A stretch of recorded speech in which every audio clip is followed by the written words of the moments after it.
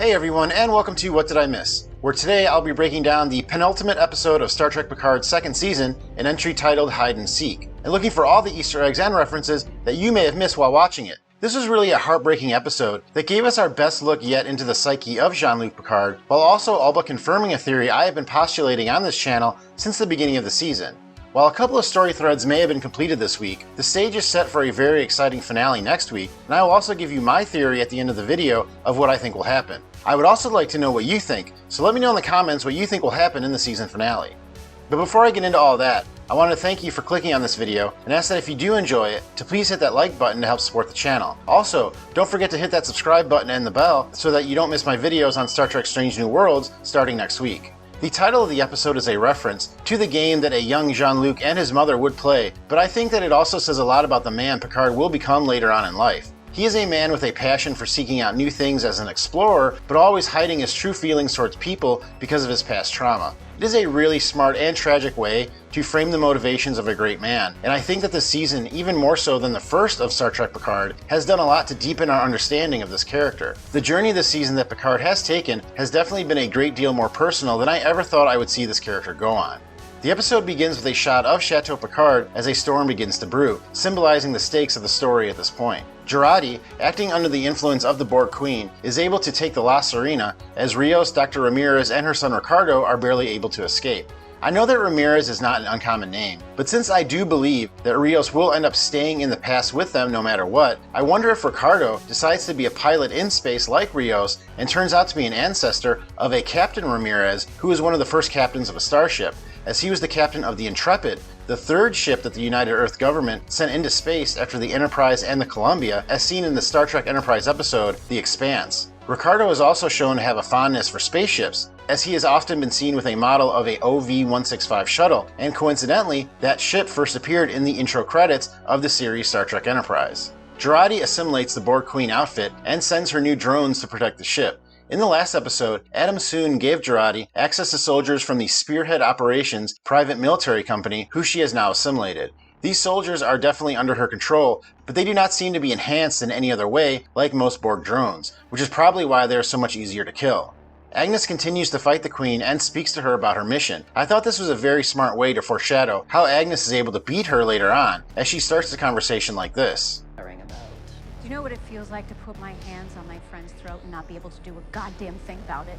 We learn later that Agnes was able to stop the Queen from killing Raffi last episode because the same endorphins that gave the Queen control over their now shared body are also released during these moments of sadness. I know I've mentioned it before in my videos this year, but I really love the job that Alison Pill has done this season, and I think that her arc has brought a lot more depth to the history of the Borg. Since the second episode this season, I had guessed that she was under the hood as the new Borg Queen in the season premiere, and it looks like that will be the case. If you recall from that episode, a version of the Borg that no one had seen before came through a rift in what was assumed to be time. I think it is more likely that after the crew are able to fix the timeline this season and revert it back to what it was, that Jurati as the new Borg Queen will cross over into the main reality and try to save the Borg there as well.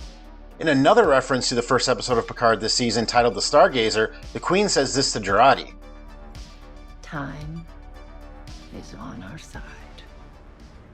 This season actually began with Picard listening to the song Time Is On My Side by Irma Thomas. In order to keep the Queen out of the ship's systems, Jurati states that she needs to use a fractal lock. This is the same type of encryption lock that Data used against the Borg Queen when she commandeered the Enterprise in the film First Contact. Agnes puts the code into an ECH, or an Emergency Combat Hologram, that is in the likeness of Elnor. We learned in the first season that Rios had installed a program that would create holograms to run the ship, and that he had created different versions of himself to take care of the ship and him. But the first time an ECH was mentioned was on the series Voyager in the episode Tinker Tenor Dr. Spy, in which the ship's EMH, or the Doctor as he is more commonly known, starts to daydream and creates a scenario where he is in command of the vessel. He refers to this change in his programming as an ECH design, or in his case, Emergency Command Hologram. Similar to Agnes's plan though in this episode, in the Voyager episode Workforce, Captain Janeway also hid the command codes of her ship the Voyager in the ECH so that they would not be compromised. Picard and others try to fight off the new Borg drones, who pin them down. Adam soon tries to parley with Picard, who reveals that the plan is to destroy the Europa when it is in orbit to prevent its mission. This seems to be the Borg's MO, as in the film First Contact they also plan to change the future by destroying another ship in orbit, the Phoenix. After they split up, Rafi and Seven share a moment where Seven reveals that after Voyager, she did try and join Starfleet, but was rejected. She also states that Captain Janeway threatened to resign over it, but in the end, Seven decided to end her career in Starfleet and chose to be a Fenris Ranger. It is kind of disappointing to hear that things went like this for Seven when the Voyager returned to Earth, as being rejected because she was a Borg was something that Seven was worried about beforehand. It is interesting that Starfleet would not allow Seven to join, but that they did allow Icheb, another former Borg drone, to serve in their ranks. If you recall, Icheb was one of 5 young drones that the Voyager encountered in the episode Collective and became especially attached to Seven. In the first season of Picard, we learned that Icheb had risen to the rank of lieutenant as a science officer before he was captured and mutilated, to the point that Seven was forced to kill him in the episode Stardust City Rag. Perhaps because Icheb was still young when he was disconnected from the Borg made a difference in Starfleet's decision to allow him to serve, or perhaps Icheb was allowed to serve in Starfleet after they did not allow Seven to and realized that they had made a mistake. While the Borg search the La Sirena, ECH Elnor is able to find himself a sword after doing the standard "I'm a badass, let me find my weapon" trope. That's definitely you. We continue to see more of Jean-Luc's memories of his mother and the tragedy that he witnessed. She tells him to promise her that he will only remember the good things about her and not the darkness. Picard later understands that this is why he has such a hard time remembering her and this incident. Now, I am sure some people are going to remark that showing her pass away in this fashion is a retcon of Picard's mother, since in the episode Where No One Has Gone Before, Picard is shown a vision of his mother as a woman who is much older than his actual mother was when she took her own life. People have also pointed out that in that vision, the actress spoke with a French accent, while we have heard Picard's mother speak with an English accent during the season of Picard.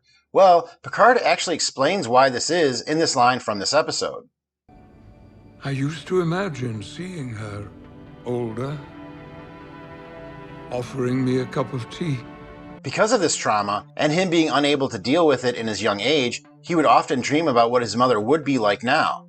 Back on the ship, Seven and Rafi find ECH Elnor and regroup. I thought it was really cool that ECH Elnor has a mobile emitter on his arm, just like the Doctor wore when he was not confined to sickbay on the Voyager. The mobile emitter was actually a piece of 29th century technology that was assimilated by a 20th century inventor named Henry Starling, who provided the Doctor with the technology in the 3rd season Voyager episode Future's End, which the crew took back with them to their century. You may be wondering why ECH Elnor has to wear the emitter, since last season none of the Rios holograms shown on the La Sirena or even at Chateau Picard had to use them. Well, remember that this version of the La Sirena is from the altered future, which was much more militaristic. So somehow in that new future, they were able to create mobile emitters centuries before the technology was developed in the actual timeline, but they did not outfit their ships with holo imaging systems since it would not have been a priority on a military vessel. Seven is able to transport the Borg drones off the ship, but she is unable to do so with the Queen because she is using a transport inhibitor. This same device was also used by Picard and Data in the film Insurrection to stop the Sona from transporting members of the Baku off their planet.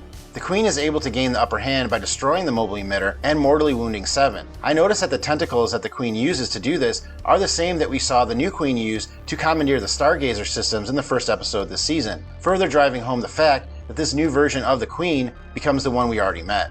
But Agnes is able to stop her from killing Seven and shows the Queen how the Borg get destroyed in every other timeline. As she explains it, this is why the Borg are so bent on assimilating and growing power so that they are not eventually destroyed.